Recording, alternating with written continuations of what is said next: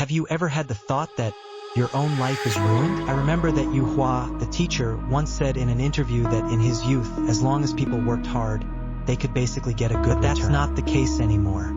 Times have changed, and today is indeed different, becoming increasingly difficult. The difficulty here does not refer to material difficulties, but to the difficulty of choice. In the past, people had only a few choices for one thing, but today, there are choices piled up around people. If Confucius came to the modern era to buy a phone, he would need to choose the brand, model, color, whether to add insurance for memory, and also consider battery life, camera, after-sales service, cost performance, and then choose the getting the phone. He would also need to choose settings. With more options, the difficulty of choice also increases, and people need more knowledge to cope with it. Even Confucius would need to learn for it. However, although these daily choices are complex, they are still acceptable because they can be redone. When faced with life's crossroads, people will feel the pressure, because the choices here will affect a person's trajectory for several years, decades, or even a lifetime and cannot be redone. The more branches there are at the crossroads, the greater the pressure.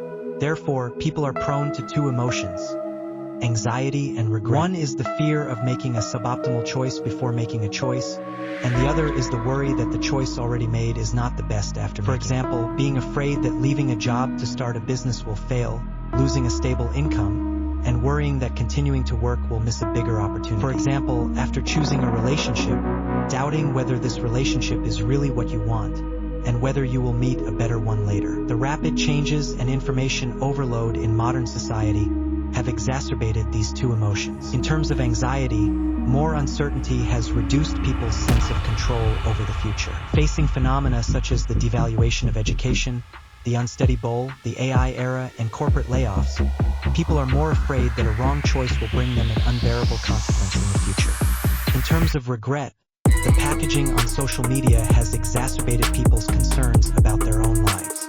We can always see others' shining moments in the online world, such as graduates from prestigious universities, high-paying jobs, global travel, refined self-discipline, delicious food and beautiful scenery, and happy gatherings with friends. These happy and beautiful close-ups are bound to make people fall into self-doubt. For example, seeing in the circle of friends that classmates who scored lower than themselves in college have been promoted and given raises, bought cars and houses, married and had children, while those who chose to take the postgraduate entrance examination have not passed the line for a long time, or those who have successfully graduated find that their salaries are not as high as their college classmates. And it is easy to suspect that they made the wrong choice at the beginning, wasted valuable time, and their lives are ruined. They keep thinking about what their lives would have been like if they had made a different choice. It is probably that people in any previous period were not as prone to spiritual consumption and self-loss as modern people. This kind of consumption is no longer just preparation before and summary after, but deeply immersed in anxiety about the future and regret about the past, making people hesitate, unable to focus, and severely affecting their current work and life. So what should we do? For consumption, I have always been paying attention to learning knowledge, because knowledge can help us predict the future and make better choices. I also made a set of courses to teach people how to learn efficiently. Any knowledge is to cope with the accelerating social changes and highly uncertain future.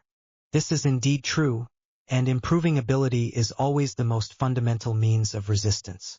But later, many students in my courses and friends around me have made me realize that it is not enough to rely on improving ability. After all, human rationality is limited, and it cannot ensure that we will never make mistakes, let alone those who have fallen into consumption and have lost the motivation and focus to learn, and cannot counteract consumption by improving ability. So, we still need a method to get rid of internal consumption without enhancing our abilities, and this requires us to start from the heart. There is a science fiction thriller movie that actually depicts the root of regret in an all-encompassing way.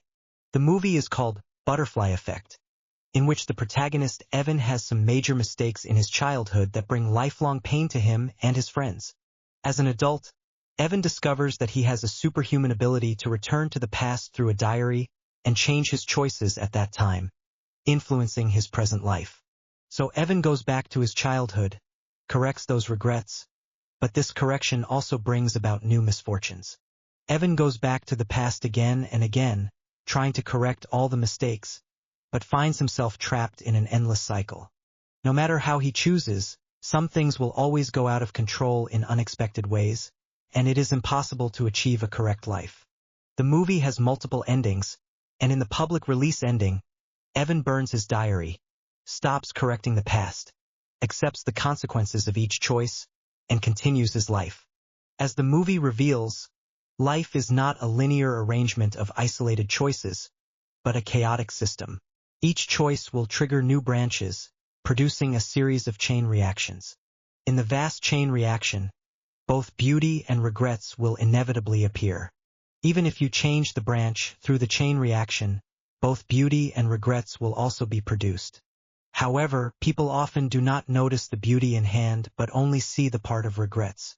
Even if you can go back to the past and correct the regrets in your heart, in the end, you will still see regrets in another branch. This is why people's corrections of the past will be endless. This kind of thinking of creating a correct life exactly leads Evan to stop his life and fall into a cycle of pain until he stops correcting. When we realize that being obsessed with a correct life is a delusion, we can resolve the tangled over the choices we have made not being the best. We get rid of the regret over the past but have not completely got rid of internal consumption. Although this can reconcile with the past, our anxiety about the future still remains, and we are still afraid that the choices we are about to make are not the best. How to get rid of this pressure and fear? The breakthrough lies in the fact that life is a chaotic system. The following life story gives the best interpretation of this. A 17-year-old boy with dreams entered a prestigious university, but after only half a year, he chose to drop out due to some reasons. At that moment, his heart was filled with fear and confusion, not knowing what the future would be like. 10 years later, he had a successful career and was at the peak of his life. Just when he thought everything was on track, he was laid off from his company. At that moment, he felt that his life had collapsed again, not knowing how to go on. In his middle age, he had a happy family, and his life returned to warmth and peace. However, at this time, he was diagnosed with cancer, and the doctor told him that he only had a few months left to say goodbye to his family. Education, career, and farewell to life are some of the most important starting points in life, and at these nodes, his life has collapsed 3 times. After all, human rationality is limited, and it cannot ensure that we will never make mistakes. However, a few years later, in a Stanford University graduation speech, he calmly said that dropping out was one of the best decisions he had ever made. Being laid off was the luckiest thing he had ever experienced. And even facing the countdown of life, he thought death was the best invention in life. No doubt many people have guessed. The speaker of the speech is the co-founder of Apple, Steve Jobs. In the speech, Jobs said that after dropping out, he could audit courses he was interested in, such as typography. Although it was useless at the time, these knowledge helped him design the first computer with beautiful fonts and layouts 10 years later, which influenced the entire industry standard. After being fired by the company he founded, he was no longer bound by the pressure of success, and could enter the most creative moments of his life with a beginner's mindset, founding 2 new successful companies. Diagnosed with cancer, he made every day feel like the last one, reevaluating the truly important choices in his life, and no longer wasting time pursuing someone else's life. Therefore, Jobs said those 3 encounters were beautiful for him.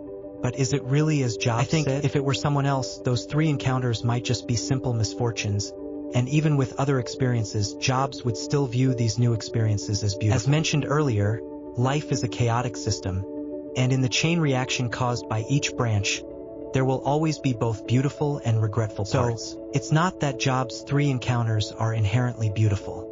It's that he chose to see beauty in each branch's chain reaction and connected all these beauties to form the most wonderful part of his life. Jobs' life teaches us that even if we make the wrong choices or encounter regrets, we can still find beautiful parts in the chain reaction caused by this branch, and all the beauty will eventually be strung together to become our own advantage. As long as we believe this, we will no longer be afraid of making suboptimal choices and will have the courage to follow our hearts, make choices different from others, and live our own lives. There is one last question: how to find oneself.